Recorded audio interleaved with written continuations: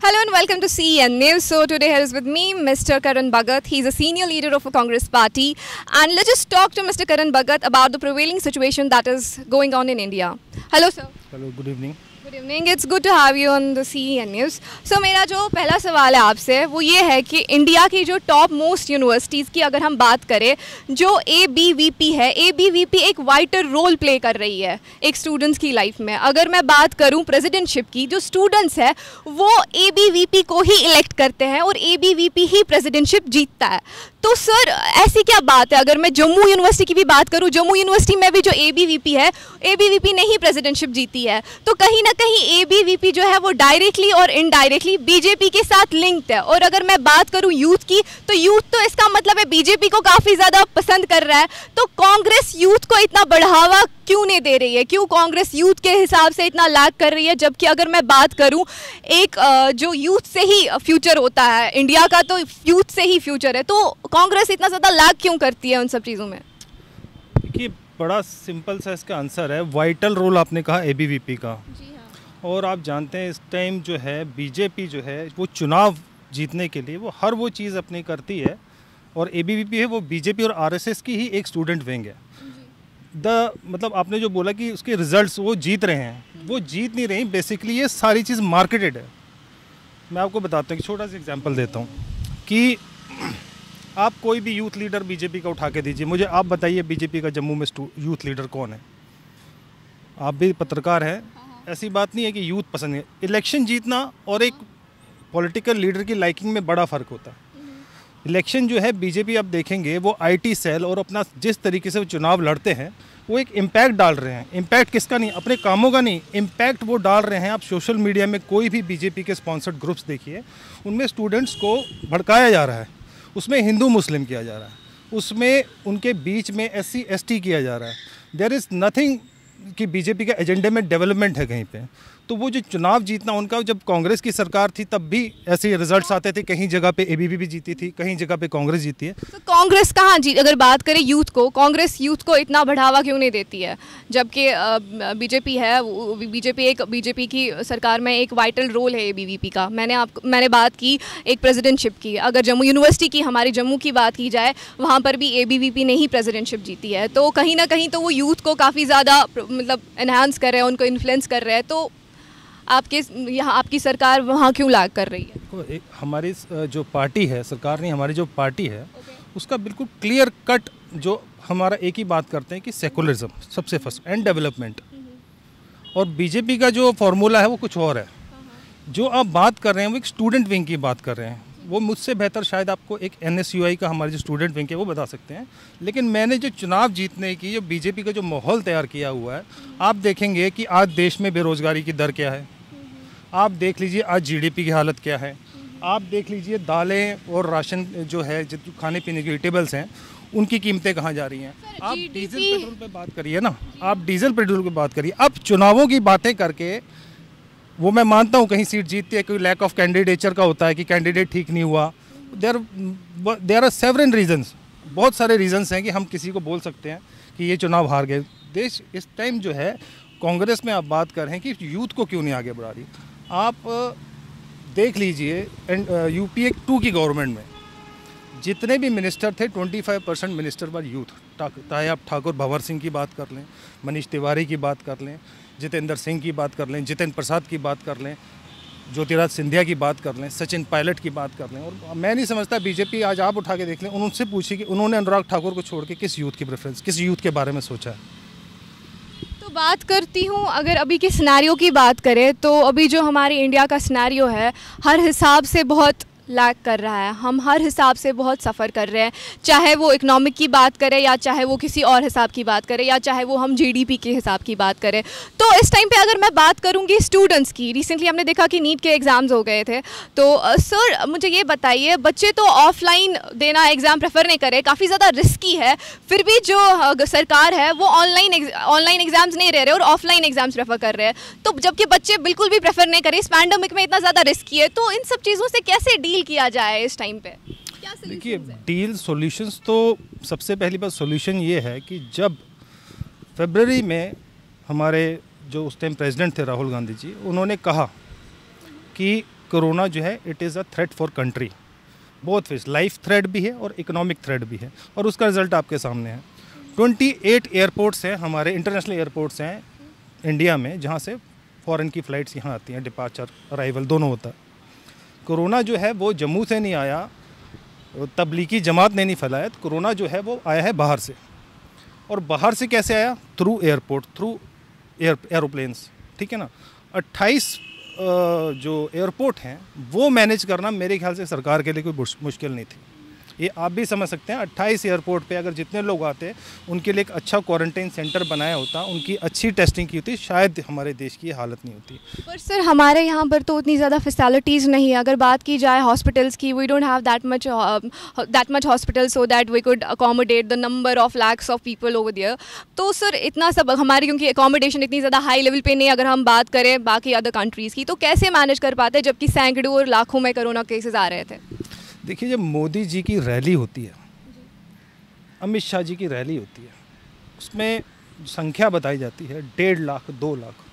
जब वो 2 लाख अपनी एक पॉलिटिकल रैली छोटी सी जो होती है, ऐसी हज़ारों रैली अमित शाह और मोदी और बीजेपी वाले करते हैं, तो 28 एयरपोर्ट में क्यों ये मैनेजमेंट नहीं कर पाए? आज बिहार में आप वर्चुअल रैली की मैनेजमेंट कर रहे हो, आपके सारे एडवाइज़र्स कहाँ हैं? तो सर आप अपोज क्यों नहीं कर रहे हो? अगर बात करूं एक स्ट्रॉन्ग लीडरशिप की, तो जो अपोजिशन पार्टी होती है उसका तो काम ही होता है कि वो आवाज़ बुलंद करे, वो लोगों की जो आवाज़ है उसको बुलंद करे। तो सर आपने कहाँ अपोज किया? आपकी पार्टी ने कहाँ पर अपोज किया? आपने कहाँ लोगों की आवाज़ें आगे पहुँचाई है? अगर जुल्म हो रहा है, अगर बीजेपी कोई काम कहीं जगह पे लैग कर रही हो, उनकी मिसमैनेजमेंट है, तो आपका काम ही तो है कि आवाज़ उठाना, तो आप लोग क्यों नहीं अपोज कर रहे हो? आप अपने ही चैनल के पिछले 3 इंटरव्यूज़ देख लीजिए। हम तो अपोजिशन कर रहे हैं, हम जो बोलते हैं वो सरकार की कान में जू नहीं रहती। The thing is that corona जो है वो मैं बार बार बता रहा हूँ आपको, इसलिए फैला है क्योंकि our prime minister was busy in welcoming American president, number 1।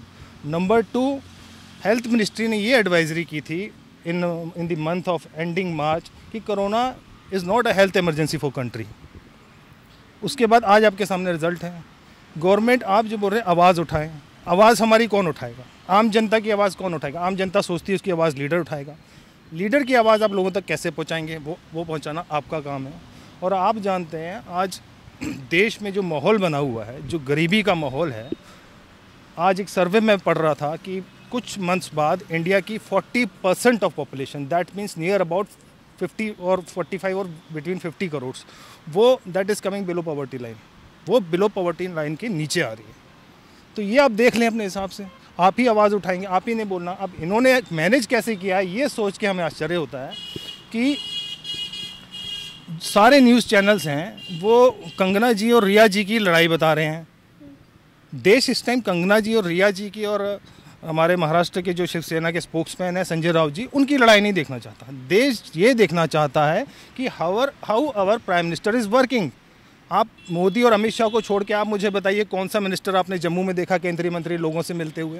पहले सरकारें होती थी, और सरकारें ऐसी होती थी, पहले अगर ताज होटल में बॉम्ब ब्लास्ट होता था तो सुबह होम मिनिस्टर का जो रेजिग्नेशन है वो प्राइम मिनिस्टर के टेबल पे पड़ा होता था। आज पुलवामा अटैक हुआ, कितनी घटनाएं होनी है, हर जगह टोटल फेलियर है, रेलवे बिक रहा है, एक बीजेपी का मिनिस्टर आपने देखा रिज़ाइन करते हुए? आप खुद बताइए ना, पहले होता था रिज़ाइन, ये एक प्लान था। देखो, गलती हर किसी से होती है, मैं मान रहा हूँ। अगर कांग्रेस आउट ऑफ पावर आई है तो कुछ ना कुछ इसकी वजह होगी, और वजह ऐसी होती है कुछ गलतियाँ इंसान करता है और कुछ गलतियाँ उससे करवाई जाती हैं। कांग्रेस के टाइम में वही गलतियाँ जो है वो उसके अलायंस पार्टनर द्वारा करवाई गई थी। बीजेपी बोलती है कांग्रेस के सरकार में स्कैम हुए थे। मैं 4G 2G 3G सारे स्कैम की बात करता हूँ। आप देखिए उसमें कांग्रेस का कौन सा लीडर इन्वॉल्व था? कोई कांग्रेस लीडर इन्वॉल्व नहीं था। वो एक अलायंस पार्टनर थे जिसके लीडर इन्वॉल्व थे, और that too have been acquitted by honourable court. उनको भी एक्विट कर दिया कोर्ट ने। ये सिर्फ मुद्दा था कि कांग्रेस लोगों की नब्ज़ तक उस टाइम शायद किसी वजह से नहीं पहुंच पाई, या कांग्रेस को बदनाम करने की एक प्लानिंग जो है वो बीजेपी के IT सेल ने की। और मुझे एक मेरे दोस्त हैं बहुत अच्छे, उन्होंने बता दिया था कि 2014 is an Modi era, Modi आ रहा है। मतलब वाई बोलता, उन्होंने जो अपनी मार्केटिंग करनी है वो through TV, through social media, और they have a very big budget. आप बीजेपी के हेडक्वार्टर्स देख लीजिए, कांग्रेस ने 70 साल राज किया, अभी तक जम्मू में अपना दफ्तर नहीं है। जिस पार्टी ने 70 साल राज किया है उसका एक ऑफिस तक नहीं है। और बीजेपी ने 5 साल के राज में बड़ी बड़ी बिल्डिंगें बना दी हैं। आप देखिए हर डिस्ट्रिक्ट में करोड़ों रुपए के ऑफिस हैं। सर इंजीनियर्स की बात करूं, आज इंजीनियर्स डे है, तो अगर बात की जाए अनएम्प्लॉयमेंट की, तो अनएम्प्लॉयमेंट रेट आपने भी कहा कि कितना ज़्यादा पीक पे है। तो उन बच्चों के लिए वो प्रोफेशन क्यों है ही वो प्रोफेशन फिर इंडिया में क्यों है ही नहीं, अगर उनकी अलॉटमेंट और उनकी एलोकेशन नहीं होती है। 2014 से लेकर अब तक 6 साल होने को आया है और अभी तक इंजीनियरिंग की एक भी पोस्ट नहीं निकली है। तो सर उन सारे बच्चों की एलोकेशन कहाँ होगी? आप प्लीज़ थोड़ा बहुत इस बारे में कुछ बताएं। इंजीनियर, मेरी फैमिली में कुछ 3 से 4 इंजीनियर हैं और बड़े डिटेल में वो मुझे बताते हैं अपना दर्द। हालांकि आपने जो गवर्नमेंट का भी फैसला लास्ट था जिसमें इंजीनियर्स का जो सेल्फ हेल्प ग्रुप्स होता था, जी हाँ, वो भी बंद कर दिया, तो वो भी गवर्नमेंट द्वारा कर दिया। मतलब ये जो सरकार है, पहले सरकार लोगों से राय लेती थी। हमारे नए यूनिट्स बनने थे जम्मू कश्मीर के, तो लोगों में बीच में जाके 4 मिनिस्टर का ग्रुप जाता था, लोगों से पूछता था कि हाँ बताओ आपको क्या चाहिए। आप मुझे इतना सा बताइए ना, आपको ऐसी फुटेज निकालिए कि जिसमें बीजेपी का जो लीडर है, चाहे जम्मू कश्मीर का हो चाहे सेंटर का हो, वो कहाँ जा रहा है। वो अभी not visible, they are not visible from last 5 years, not 7 years. आज 7 साल हो गए हैं। मुझसे ज़्यादा आपको किसी भी मोहल्ले में जाके पूछिए, किसी भी स्टूडेंट से पूछिए, किसी भी बिजनेसमैन ग्रुप जो इनका यूनियन है इनसे पूछिए कि कभी आपके पास कोई केंद्र का मंत्री आपकी समस्या सुनने के लिए आया। जब सरकार समस्याएं नहीं सुनेगी, जब स्टूडेंट्स की बात ही नहीं सुनेगी। अभी आपने कहा नीट के बारे में, इतने लाख लोग बच्चों को रिस्क जो इन्होंने बैठा दिया एग्ज़ाम में। कल पार्लियामेंट हुई और पार्लियामेंट में जब उनकी टेस्टिंग हुई तो 500 कुछ सांसदों में से 17 सांसद, अब टेस्टिंग पता नहीं कितने की हुई है, और 17 सांसद पॉजिटिव आए हैं, उसमें 12 बीजेपी के हैं। ये आप देख लीजिए, ये सरकार किसी से सुनने को तैयार नहीं है, किसी से कोई बात मानने को तैयार नहीं है। क्यों नहीं सर, सरकार इस टाइम पे कोई रोल क्यों नहीं प्ले कर रही है? क्यों इतना मिसमैनेजमेंट है? क्यों कोरोना का बहाना लेकर बोल रहे कोरोना क्राइसिस था, तो क्यों ये सब कुछ क्यों हो रहा है? अब आफ्टर ऑल इसका सोल्यूशन क्या होगा? आगे हमारी जो नेक्स्ट क्वार्टर होगी उसमें जीडीपी कुछ राइज हो पाएगा? और जहाँ मैं बात करूँ लॉकडाउन की, जब कोरोना आ गया था तब यहाँ पर लॉकडाउन हो गया था और बहुत स्ट्रिक्ट एक्शन से वो फॉलो हो रहा था। बट इस टाइम पे अनलॉक है, अनलॉक 5 to अनलॉक 4 है इस टाइम पे। फिर भी आप देखिए कोरोना जो इतना ज़्यादा पीक पे है, इन लोगों ने इतना ज़्यादा खोला हुआ है, काफ़ी ज़्यादा रिस्की और काफ़ी ज़्यादा ग्राफ में और काफ़ी ज़्यादा तादाद में कोरोना क्राइसिस निकल रहे हैं। तो इसकी क्या वजह है कि इस टाइम पे अनलॉक कर दिया और उस टाइम पे 1-2 केसेस थे तब लॉकडाउन कर दिया? तो इतनी ज़्यादा mismanagement, after all what will be the solution to overcome all this thing, to overcome all this suffer? देखिए, लॉकडाउन सिर्फ था आम पब्लिक के लिए, लॉकडाउन सिर्फ दुकानदारों के लिए। मेरे पास ऐसे हज़ारों फोटोग्राफ्स हैं जिसमें बीजेपी के खुद लीडर्स ने लॉकडाउन का पालन जो है वो नहीं किया। उन्होंने रेगुलर पॉलिटिकल मीटिंग करते रहे 50 में 100 में since first day of lockdown. और जो लॉकडाउन था वो तो पहले ऑलरेडी सबको पता है, फेड लॉकडाउन। अगर लॉकडाउन करना था तो इतने करोड़ों मजदूरों को आपने पैदल क्यों मरवा दिया? आप उनके लिए बंदोबस्त क्यों नहीं कर पाए? आप उनके लिए गाड़ियाँ क्यों नहीं लगा पाए? आज आपने सब कुछ खोल दिया जब इतने केसेस हैं। उस टाइम क्या था, जब 3 केस थे तब इतने बच्चे, इतने मज़दूर जो अपने घर जा रहे थे, और घर जाते जाते कुछ मज़दूरों ने सुसाइड किया है। घर जाते तक आपने बच्चों को सूटकेस के ऊपर जाते देखा होगा। ये टोटली फेल गवर्नमेंट है। इनका सिर्फ 2 आदमी अहंकार में बैठे हैं, वो अपने ओवर कॉन्फिडेंस में बैठे कि हम 2 आदमी सरकार चलाएंगे। ये सरकार कोई कैबिनेट मिनिस्टर की सरकार नहीं है। आप कोई भी फैसला देख लीजिए, सिर्फ 2 आदमी करते हैं। इसलिए ये हाल है देश का। और इन्होंने अपनी जो मार्केटिंग है, आज आप फेसबुक उठा के देख लीजिए, आप मोदी जी के खिलाफ कुछ बोल के देखिए, आपको बीजेपी आईटी सेल के 100 लोग जो हैं, जो एक प्लानिंग है, हर पार्टी का आईटी सेल होता है, लेकिन उनकी जो प्लानिंग है उसमें बदतमीज़ी पे उनके लोग उतर आते हैं। आप बीजेपी में सवाल पूछ के देखिए, वो आपको माँ बहन की गालियाँ दे देंगे, वो आपको देशद्रोही बोल देंगे। यही जो आपका फर्स्ट क्वेश्चन था एबीपी वाला, उसका भी एक पार्ट है। इन्होंने एक ऐसा जहर समाज के लिए फैला दिया है। अगर कोई दलित लीडर बयान देगा तो उसे दलित की गाली देंगे, अगर कोई मुस्लिम लीडर बयान देगा उसे देशद्रोही मुसलमान कह देंगे। मतलब आज जो भी सरकार से सवाल पूछता है वो देशद्रोही है।